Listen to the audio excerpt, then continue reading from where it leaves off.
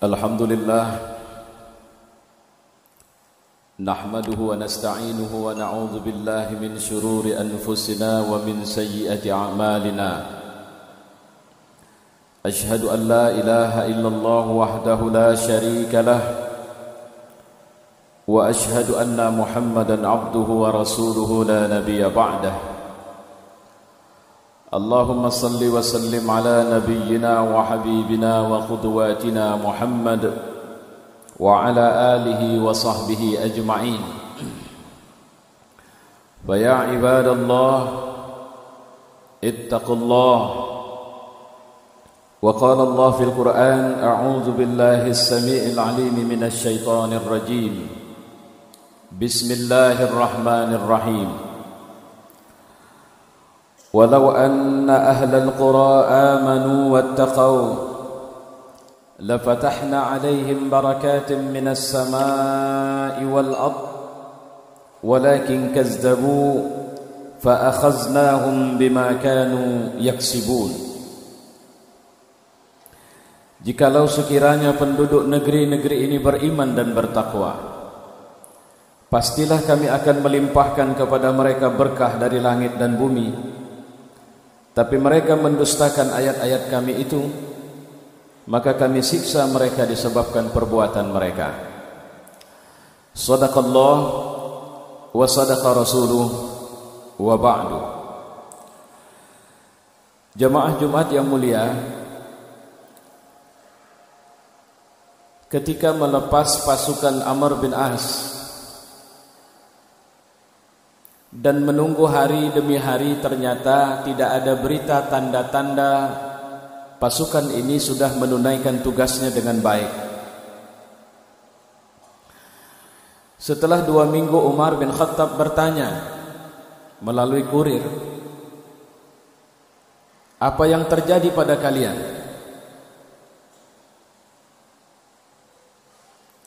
Kenapa belum ada tanda-tanda Mesir jatuh? Ada satu wasiat menarik yang akhirnya diingatkan oleh Umar kepada Amr bin As. Wahai Amr bin As, ketahuilah bahwa kemenangan itu bisa dan kita dapatkan hanya karena sebab ketakwaan yang kita lakukan atau kita miliki dan kekufuran mereka. Jangan kau mengira bahwa kehebatanmu, luar biasanya pasukanmu, besarnya jumlah pasukanmu, atau luar biasanya musuhmu, besarnya pasukan musuhmu, atau hebatnya pasukan musuhmu, itulah sebab kemenangan dan kekalahan.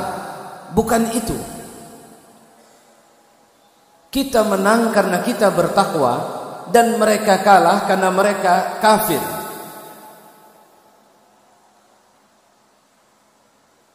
Dan kita akan kalah kalau kita berdosa. Mereka akan menang kalau kita sudah tidak bertakwa lagi. Ketahuilah bahwa sebenarnya takwa adalah pintu masuk di mana Allah akhirnya memberikan bantuan kepada kita. Kalau cuma kena sebab pasukan, mereka jauh lebih besar Amr bin As. Kalau cuma kena sebab kemampuan logistik perang, mereka jauh lebih lengkap dan jauh lebih modern ketimbang kita. Maka bertakwalah, dan aku ingatkan, bertakwalah semampumu. Jemaah yang mulia, statement Umar adalah statement cerdas seorang pemimpin yang mengingatkan bahwa kita adalah orang beriman. Dan kekuatan kita bukan kemampuan kita, tapi kekuatan kita adalah kesertaan Allah dalam semua event hidup kita. Dan kesertaan Allah adalah isyarat kemenangan yang akan kita dapatkan apapun yang kita kerjakan. Kemarin bulan Ramadan, 30 hari kita dibentuk, 30 hari kita dibina. Puasa kita itu Allah bilang la'allakum tattaqun, supaya kalian bertakwa. Loh, kita berlelah-lelah puasa, kita haus, kita lapar, kita berupaya untuk tidak melanggar semua ketentuan dalam Ramadan, cuma dapat takwa. Kenapa Allah cuma bilang la'allakum tattaqun? Kenapa Allah tidak bilang surga? Sekarang kita mau ngantar orang berangkat haji. Terus kita dengar bahwa Nabi SAW bersabda dan sering diungkapkan oleh para asatis, para ustadz kita, para muallim kita, bahwa haji mabrur itu pahalanya surga. Terus kalau bicara sholat, jelas itu pahalanya ini. Kalau sholatnya berjamaah, maka pahalanya 25 atau 27. Lah, puasa kenapa cerita cuma takwa? Nah, ini yang harus kita perhatikan ini.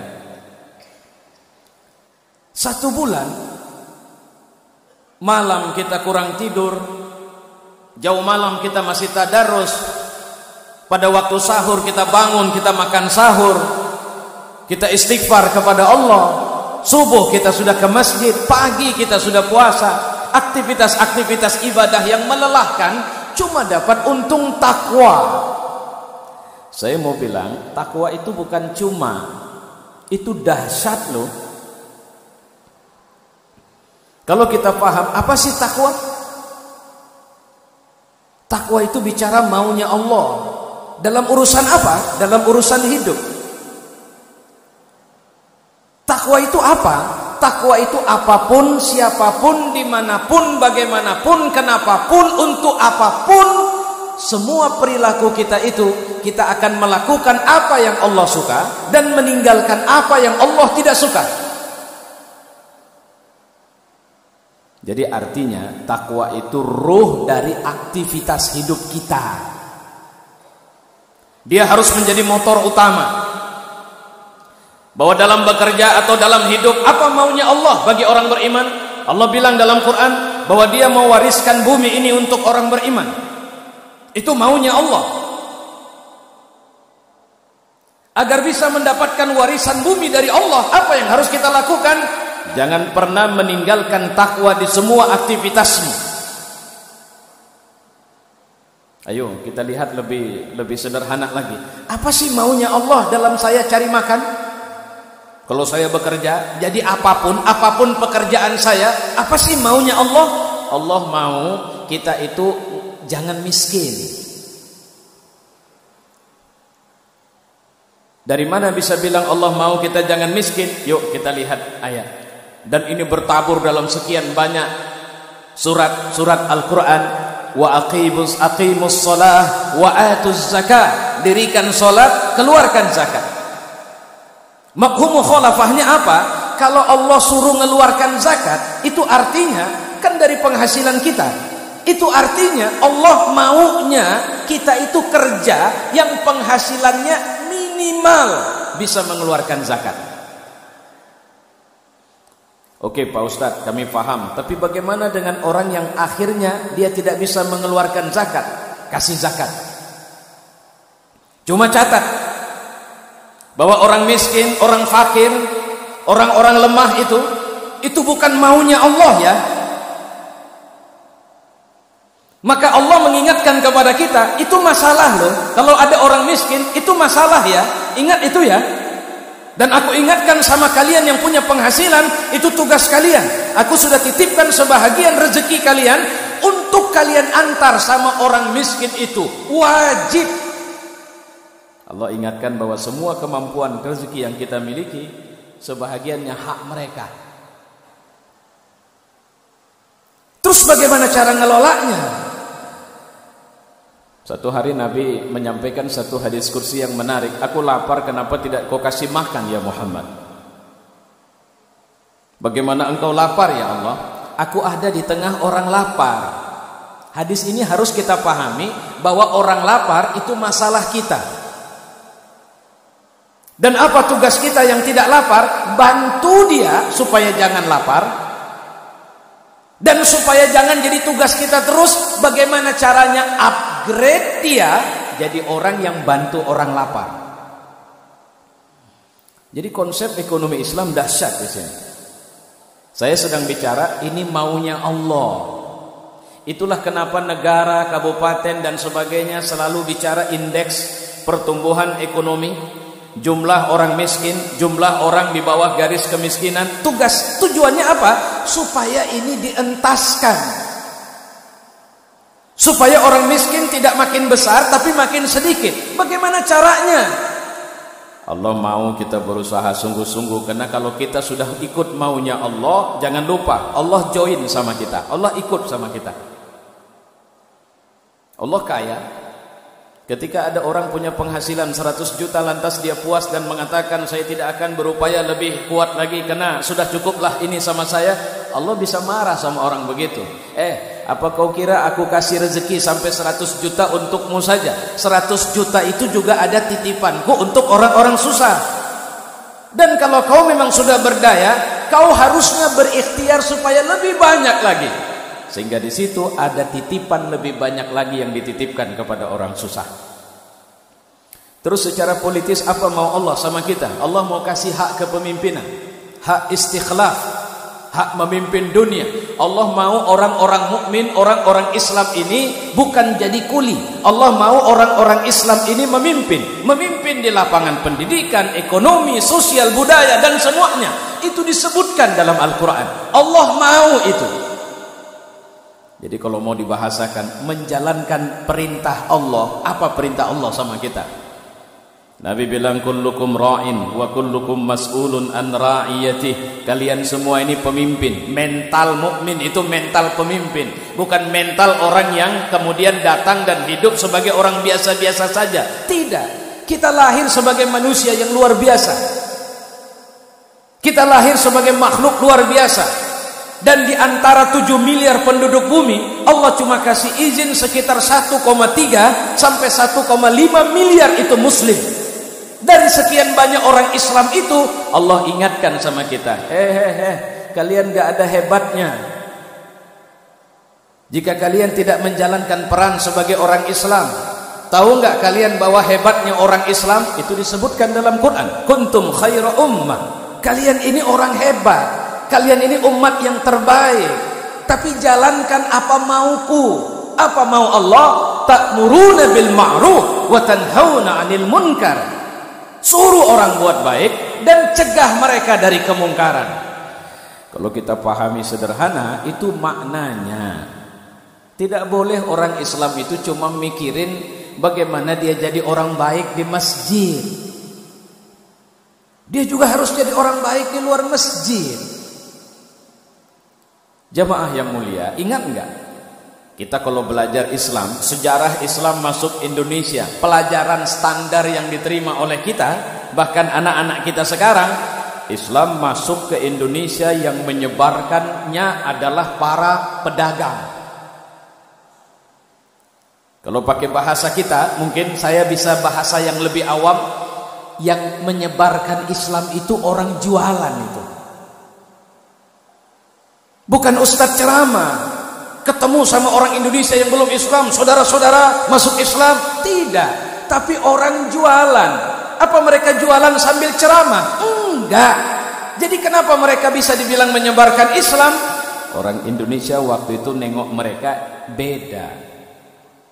Pak, Bapak aneh loh, tidak sama dengan pedagang yang sana itu. Kenapa? Di sana itu saya beli udang 1 kilo, kok kayaknya beda beratnya dengan berat yang Bapak. Oh iya, saya timbangannya itu nggak boleh kurang. Kalau 1 kilo ya 1 kilo, saya nggak berani ngurangin. Bapak kenapa nggak berani ngurangin? Karena Allah marah nanti sama saya. Itu pesona yang hilang dari kita. Jadi sebenarnya tanggung jawab menyebarkan Islam, tanggung jawab kita semua. Pak, kita damai aja lah ya Pak. Terus terang, saya cuma punya sekian, ini Bapak ambil ya. Oh maaf, saya bukan tidak mau, saya pingin sekali ini. Tapi saya nggak bisa terima loh Pak. Loh kok gitu Pak? Kok Bapak beda dari yang lain? Iya, karena kalau saya ambil, Tuhan saya bilang saya bisa masuk neraka ini. Itu muslim yang hilang di tengah-tengah kita. Dan itulah yang dibentuk kemarin. Bapak sendirian, ada air minum, tapi Bapak tidak mau minum. Kenapa? Ada daya tahan, ada filter dalam diri yang mengatakan, saya nggak boleh minum, walaupun nggak ada orang, walaupun cuma saya sendiri. Kenapa? Karena Tuhan saya tidak mau, Dia tidak izin saya minum. Itu makna takwa. Maka bertakwalah di semua keadaan. Bahkan Nabi mengatakan, ittaqillaha haitsuma kunta. Jadi bahasa haitsuma kunta itu tolong pahami secara fungsional.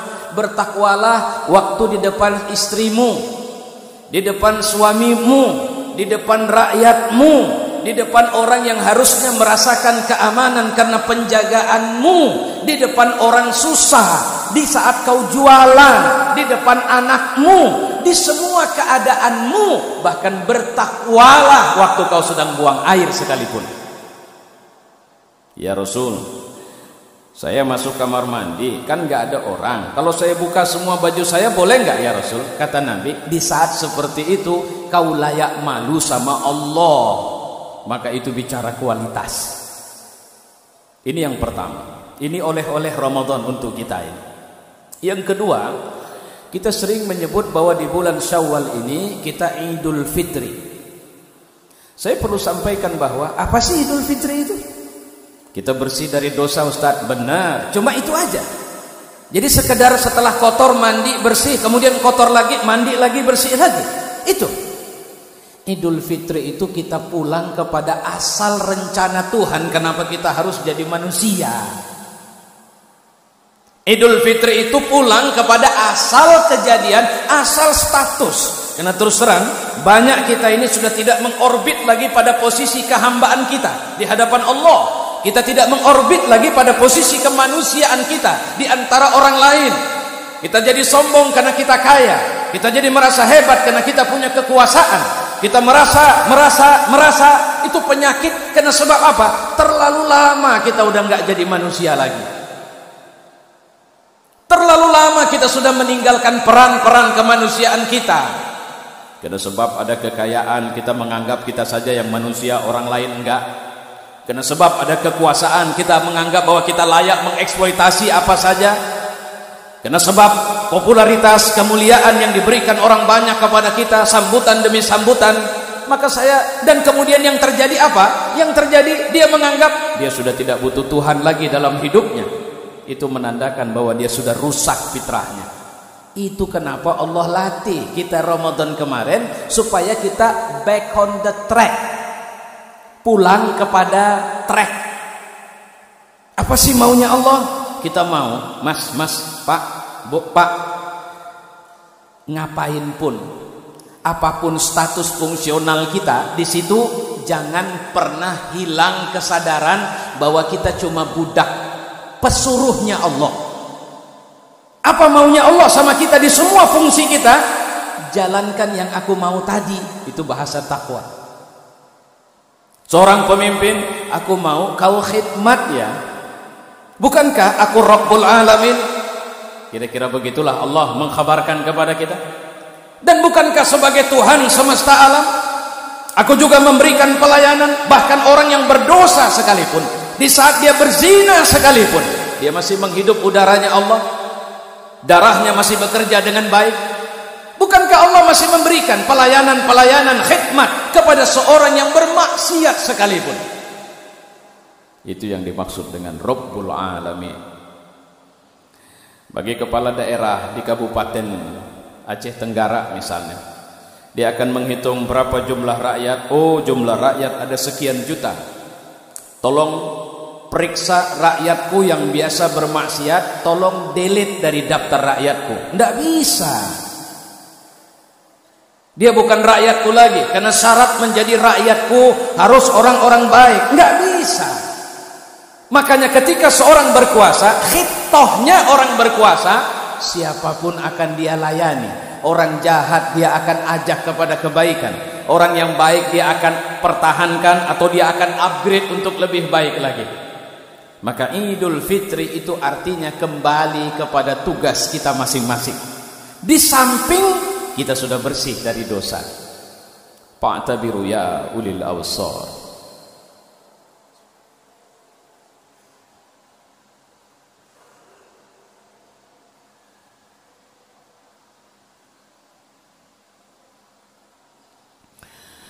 Alhamdulillah,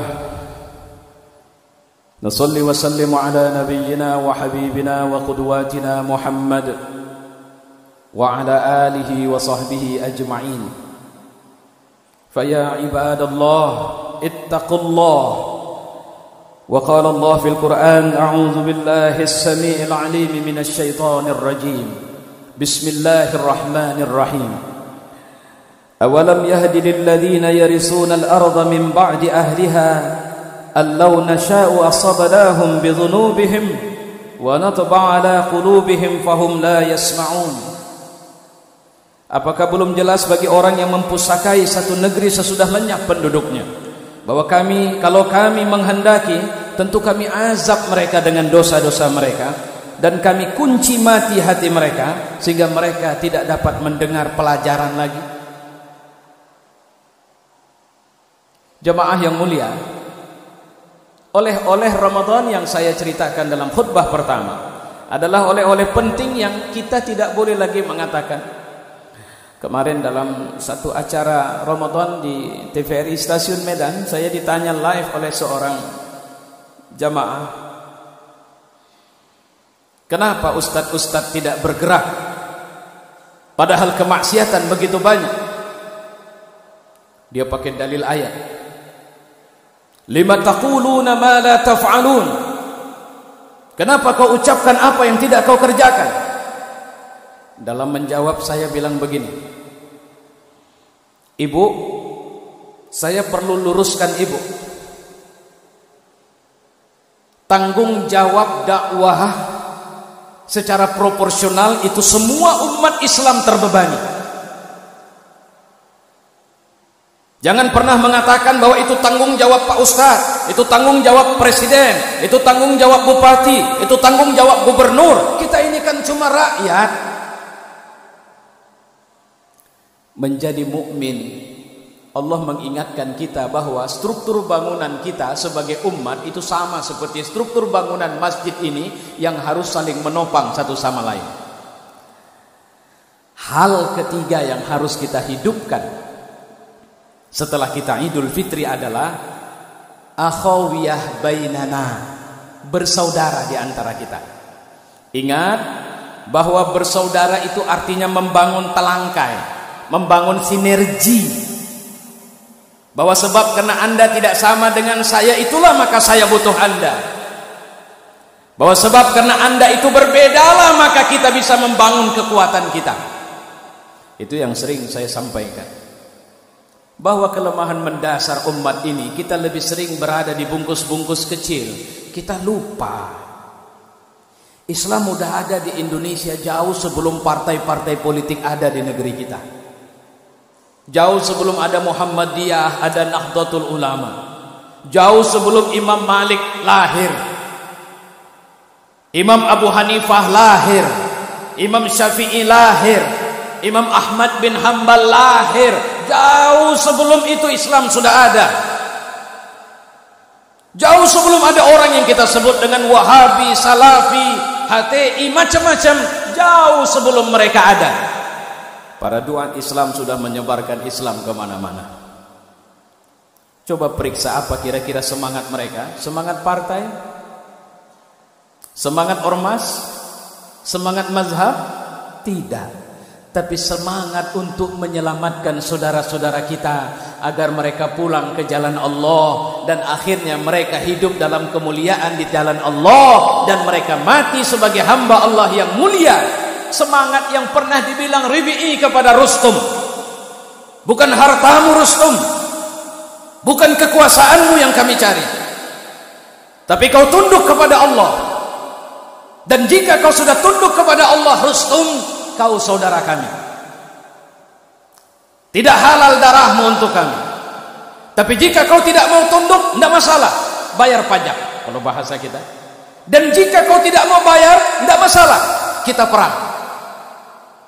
Di luar sana sudah menunggu pasukan kami yang mereka lebih menginginkan kematian sebagai syahid atau kemenangan dalam perperangan ini. Jamaah yang mulia, ruh ini yang hilang dari kita. Dan semoga ruh ini tumbuh di tengah-tengah kita, dan kita bisa menyadari dan meyakini, Tuhan, sertakan aku, sebagai mukmin yang berdaya, yang bisa memberi manfaat dan pengaruh baik di tengah-tengah saudaraku. Wa'lamu anna Allah qala fil Qur'an, inna Allah wa malaikatahu yusalluna 'alan nabi, ya ayyuhalladzina amanu sallu 'alaihi wa sallimu taslima.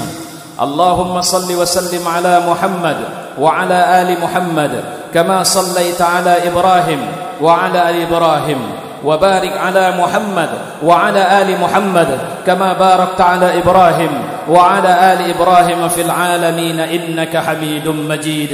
اللهم اغفر للمؤمنين والمؤمنات والمسلمين والمسلمات الأحياء منهم والأموات. اللهم أعز الإسلام والمسلمين وأهلك الكفرة والظالمين ودمر أعداءك أعداء الدين. ربنا آتنا في الدنيا حسنة وفي الآخرة حسنة وقنا عذاب النار. عباد الله، إن الله يأمر بالعدل والإحسان وإيتاء ذي القربى وينهى عن الفحشاء والمنكر والبغي يعظكم لعلكم تذكرون. فاسألوا الله لا ذكر ولا ذكر الله أكبر.